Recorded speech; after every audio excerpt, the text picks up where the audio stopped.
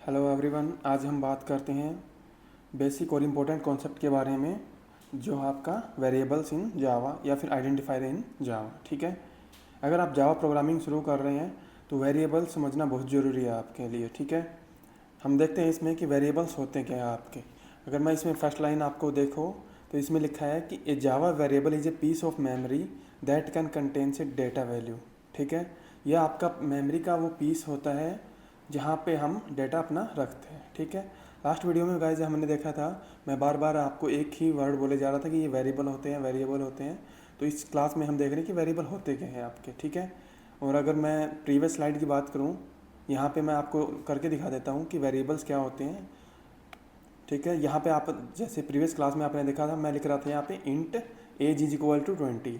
ठीक है, इस तरीके से लिख रहा था वैल्यूज़ को, इंटीजर वैल्यू को मैं लिख रहा था। ठीक है, हमने देखा था कि जो 20 लिखा है हमने, जो हमारा एज के अंदर रखा गया है, वो आपकी किस टाइप की वैल्यू है, इंटीजर टाइप की। ठीक है, तो इसमें आपका इंट होता है आपका डेटा टाइप और एज होता है आपका वेरिएबल नेम होता है। ठीक है, और 20 जो होती है आपकी ये वैल्यू होती है। ठीक है, तो अभी आपको यहाँ से समझ आ रहा होगा कि a Java variable is a piece of memory that can contains a data value. ठीक है, ये वो मेमोरी वैल्यू का लोकेशन है जहाँ पे हम अपना डेटा स्टोर करते हैं। ठीक है, नेक्स्ट इसमें हम देखते हैं variables are typically use to store information. ये वेरिएबल्स का आपका यूज़ किस में किया जाता है, कोई भी इन्फॉर्मेशन को स्टोर करने के लिए, कोई भी डेटा को स्टोर करने के लिए। जैसे कि आपका इंटीजर डेटा हो गया, बूलियन डेटा हो गया, कैरेक्टर डेटा हो गया, या फिर लॉन्ग, डबल, फ्लोट। ठीक है, जो भी हमारा किसी भी टाइप का डेटा हो सकता है, तो उस डेटा को स्टोर करने के लिए हम वेरिएबल का यूज़ करते हैं। ठीक है,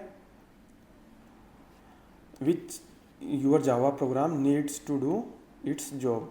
जो भी हम जावा प्रोग्राम बनाएंगे वो अपना टास्क परफॉर्म करने के लिए आपको वेरिएबल्स की ज़रूरत पड़ेगी ही पड़ेगी। ठीक है, अगर हम इसमें नेक्स्ट देखते हैं, in Java an identifier is a name given to a package, class, interface, method और वेरिएबल्स।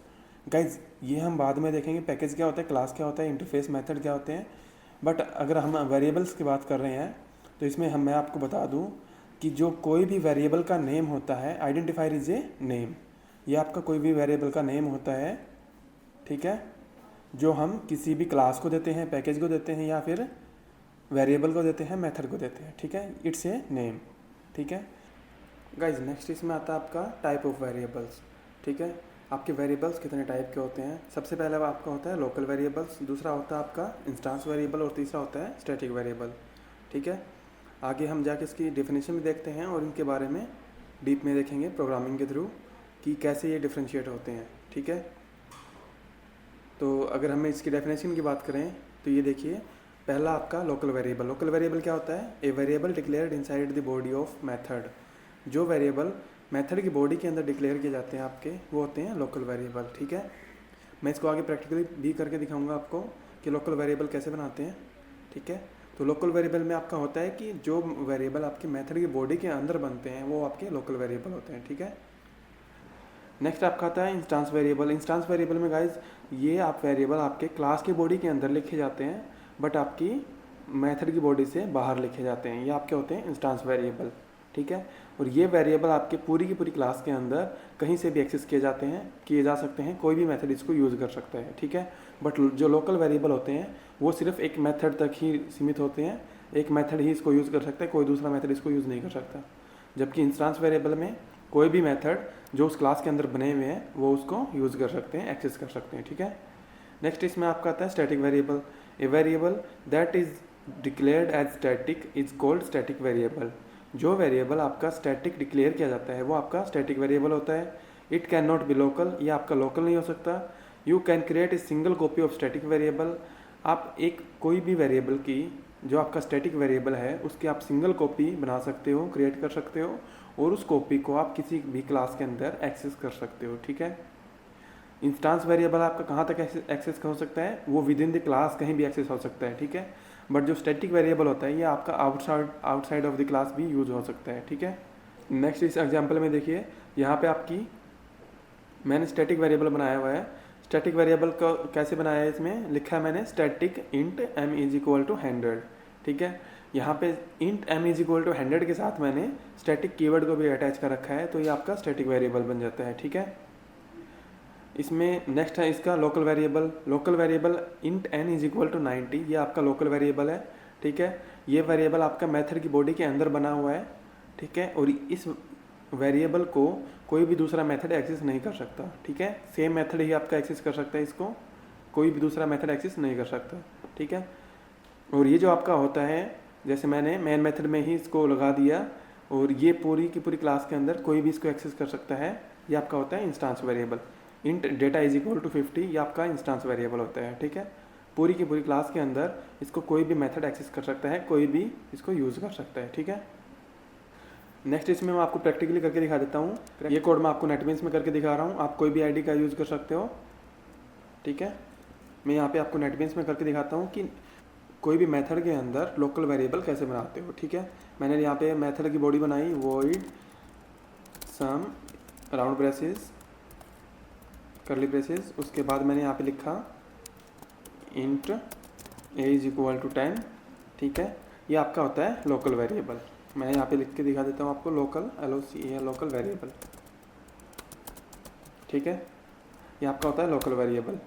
और जब भी मैं इसको प्रिंट करता हूँ या फिर जब मैं इसको एक्सेस करता हूँ, मैंने जैसे इसको एक्सेस किया SYS system dot out dot print LN, और यहाँ पे मैं अगर ए की वैल्यू को प्रिंट करवाता हूँ, ये जो लाइन है आपकी, ये कंसोल में कुछ भी वैल्यू प्रिंट करने के काम आती है। आप इससे कोई भी वैल्यू प्रिंट कर सकते हो, ठीक है, कुछ भी प्रिंट कर सकते हो।